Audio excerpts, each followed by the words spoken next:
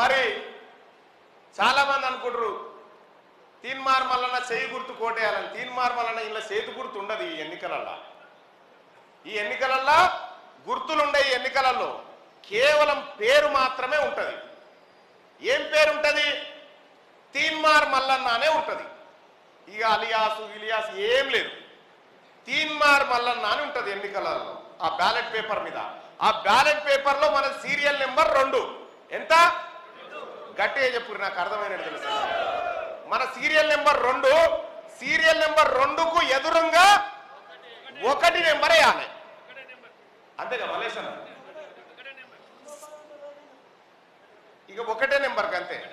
తీన్మార్ మల్లన్నకు ఎదురుగా ఉన్నటువంటి ఖాళీ డబ్బాల 1 అని రాసేసి ఆ డబ్బాలో వేసేసి సపరేట్కి వెళ్ళి రా. ఇది ఎన్ని ఓట్లు ఉన్నాయంటే ఊరికి మా ఎన్ని ఉన్నాయి నడసానా ఊళ్ళే? ఒక్కొక్క ఊర్లో 20, 30. ఇప్పుడు మాదాపూర్ లాంటి విలేజ్లో 170, 180. ఈ గుట్టలో ఈ ఓన్లీ యాదగిరి గుట్టలో 2000 ఓట్లు ఉన్నాయి. ఆలేరులో 2 పిఎస్లు ఉన్నాయి, 2 పోలింగ్ స్టేషన్లు ఉన్నాయి. ఇట్లా ఒక మండలానికి ఒక బూత్ ఉంటుంది అన్నట్టు. మన ఊళ్ళో 2 బూతులు అంటారుగా, ఈ మండలానికి ఒక బూత్ ఉంటుంది. మహా అయితే లేకపోతే 2 బూతులు ఉంటాయి అంతే. మొత్తం ఆలేరు నియోజకవర్గం అంతా చల్లడబడితే వెళ్ళిన ఓట్లు 10,000 ఓట్లు అన్నట్టు మనకి.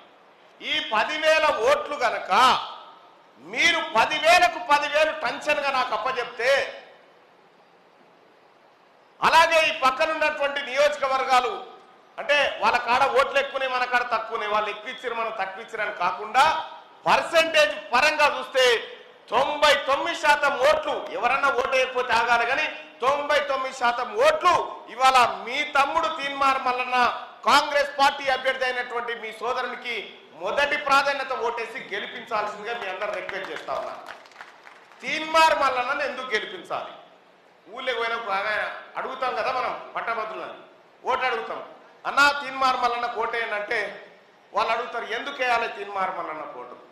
తీన్మార్ మల్లన్న ఏం చేసింది 10 ఏళ్ల కాలంలో? తీన్మార్ మల్లన్న ఈ 10 ఏళ్ల కాలంలో చేసినటువంటి పని దాదాపుగా మీ అందరికీ తెలుసు. సోదరులారా, పోయినసారి పట్టభద్రుల ఎమ్మెల్సీ ఎన్నికల్లో ఇదే తీన్మార్ మల్లన్న నిలబడితే మా అన్న బీర్ల ఐలన్న నాకు అండగా నిలబడి, ఏ ఒక్కరు కూడా లేని టైంలో నాకు అండగా నిలబడ్డటువంటి ఐలన్న, ఆయన రుణము నేను ఆ రోజే అనుకున్నా, ఏ రోజో తీర్చుకోవాలనుకున్నా, ఆ రోజు నిలబడి నా కోసం అన్ని రకాలుగా సహాయం చేసినటువంటి అన్న ఎందుకు సహాయం చేసిండు? ఒక మనిషి గురించి, ఒక మనిషి గురించి ఇంకొక మనిషి ఎందుకు సహాయం చేస్తాడు? ఈ మనిషి ఎక్కడో ఈ సమాజానికి అక్కరొస్తాడని గుర్తిస్తే తప్ప సహాయం చేయరు. 10 సంవత్సరాల కాలంలో ఇదే ఆలేరు నియోజకవర్గానికి సంబంధించి 2014 సంవత్సరంలో కేసీఆర్ గారు ఇదే ఆలేరు టికెట్ ఇస్తా అని చెప్పి నన్ను ఫామ్ హౌస్ దాకా పిలిపించుకున్నాడు. నేను నమ్మలే, నాకు వద్దయ్యా అని చెప్పిన. నేను వద్దన్న తర్వాత పాపం ఆ టికెట్ ఆ సునీతమ్మ గారికి ఇచ్చినప్పుడు ఫస్ట్ టైం ఆమె ఎమ్మెల్యే. ఆ రోజు నాతో పాటు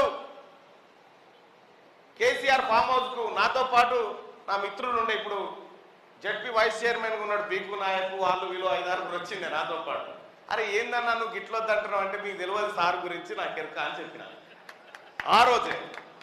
ఆ రోజు కిందికి వచ్చి ఫోన్ స్విచ్ ఆఫ్ పెట్టిన అంటే మళ్ళీ లేపలే. ఆ తర్వాత ఆ రోజు నుంచి అవకాశాలు నాకు వచ్చినాయి అనేక సార్లు. ఎందుకే మా ప్రభుత్వాన్ని బదనాం చేస్తావు, మా ప్రభుత్వం మీద యుద్ధం ఎందుకు చేస్తావు, ఏమన్నా కాంట్రాక్ట్ కావన్నా చెప్పా ఇచ్చేస్తాం, అయిపోతుంది నీ పని నువ్వు చేసుకో. ఎన్నో ఆఫర్లు వచ్చినాయి. ఎన్ని ఆఫర్లు వచ్చినా, ఎన్ని మభ్యపెట్టినా ఒక్క రోజు కూడా తల వంచి చేయి దాపింది లేదు ఏ ఒక్కడి ముంగట మీ బిడ్డ తీన్మార్ మల్లన్న.